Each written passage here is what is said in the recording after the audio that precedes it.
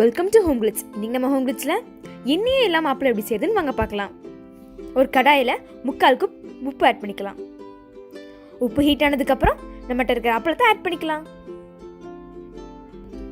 அப்பளம் பொரிஞ்சு வர சமயத்தில் அது மேலே உப்பை மேலே தூவி விட்டுருங்க. அப்போ தான் அது நல்லா பொரிஞ்சு வரும்.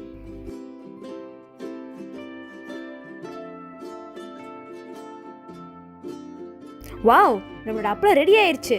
எண்ணெயே இல்லாமல் நம்மளை எவ்வளோ சூப்பராக அப்பளம் செஞ்சுருக்கோன்னு பாருங்கள். இந்த உப்பை நீங்கள் அதை போட்டு திரும்பவும் பொரிச்சு எடுத்துக்கலாம், இல்லைன்னா சமையலுக்கும் பயன்படுத்தலாம்.